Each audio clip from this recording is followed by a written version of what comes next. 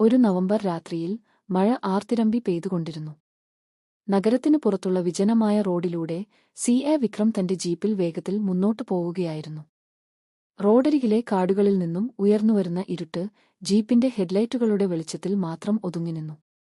മൊബൈലിൽ വന്ന അജ്ഞാത കോളിനെക്കുറിച്ചുള്ള ചിന്ത അയാളുടെ മനസ്സിനെ അസ്വസ്ഥമാക്കി. സാർ, വർക്കി സാർ മരിച്ചു. വീട് അകത്തുനിന്ന് പൂട്ടിയിരിക്കുകയാണ്. ആർക്കും ഒന്നും മനസ്സിലായിട്ടില്ല. 10 മിനിറ്റിനുള്ളിൽ ജീപ്പ് ഒരു പഴയ ഇരുമ്പ് ഗേറ്റിനു മുന്നിൽ നിന്നു. ഗേറ്റ് കടന്ന് അകത്തേക്ക് കയറിയപ്പോൾ വിക്ടോറിയൻ ശൈലിയിലുള്ള ഒരു വലിയ വീട് ഇരുട്ടിൽ നിഗൂഢമായി നിന്നു. ജനലുകളിൽ നിന്നും മങ്ങിയ വെളിച്ചം പുറത്തേക്ക് വരുന്നുണ്ട്. ഗാർഡും ഡ്രൈവറും തലകുമ്പിട്ടു നിൽക്കുന്നു. എന്താണ് സംഭവിച്ചത്? വിക്രം ശബ്ദം ഉയർത്തി ചോദിച്ചു.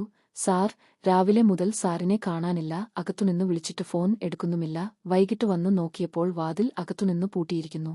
ഡ്രൈവർ പേടിയോടെ പറഞ്ഞു. വിക്രം സംശയിച്ചു. എവിടെയെങ്കിലും ഒരു തുറന്ന ജനലോ വാതിലോ കാണുമെന്ന പ്രതീക്ഷയിൽ അയാൾ വീടിനു ചുറ്റും നടന്നു. എന്നാൽ എല്ലാ വാതിലുകളും ജനലുകളും ഭദ്രമായി അടച്ചിരിക്കുന്നു. വാതിൽ തകർത്ത് അകത്തേക്ക് കയറാൻ ആരെങ്കിലും ശ്രമിച്ചോ? ഇല്ല സാർ, ഞങ്ങൾക്ക് ധൈര്യമുണ്ടായില്ല. നിങ്ങളെ കാത്തിരിക്കുകയായിരുന്നു. വിക്രം ഒരു ദീർഘനിശ്വാസം വിട്ടു. വാതിൽ തകർത്ത് അകത്തേക്ക് കയറാൻ നിർദ്ദേശിച്ചു. ഒരു പോലീസ് ഓഫീസർ വാതിൽ തകർത്ത് അകത്തേക്ക് കയറി. വിക്രവും പിന്നാലെ കയറി. അവർ നേരെ വർക്കിയുടെ പഠനമുറിയിലേക്ക് നടന്നു. മുറിയിൽ അവർ കണ്ട കാഴ്ച ഞെട്ടിക്കുന്നതായിരുന്നു. ഒരു വലിയ കസേരയിൽ വർക്കി തല ചായ്ച്ചു കിടക്കുന്നു. മരണപ്പെട്ട ഒരാളുടെ മുഖത്ത് കാണാറുള്ള പേടി വർക്കിയുടെ മുഖത്തുണ്ടായിരുന്നില്ല. പകരം ഒരു പുഞ്ചിരിയായിരുന്നു. മുറിയിൽ ബലപ്രയോഗത്തിന്റെ ഒരു സൂചന പോലുമില്ല. എവിടെയാണ് മുറിവേറ്റത്? ഒരു പോലീസ് ഓഫീസർ ചോദിച്ചു. വിക്രം വർക്കിയുടെ ശരീരം സൂക്ഷ്മമായി പരിശോധിച്ചു. ഒരു മുറിപ്പാടോ ഒരു പോറൽ പോലുമോ ഉണ്ടായിരുന്നില്ല. എന്നാൽ അദ്ദേഹത്തിന്റെ നെഞ്ചിൽ ഒരു റോസാപ്പൂവ് വെച്ചിരിക്കുന്നു. ഭംഗിയുള്ള ഒരൊറ്റ ചുവന്ന റോസ്.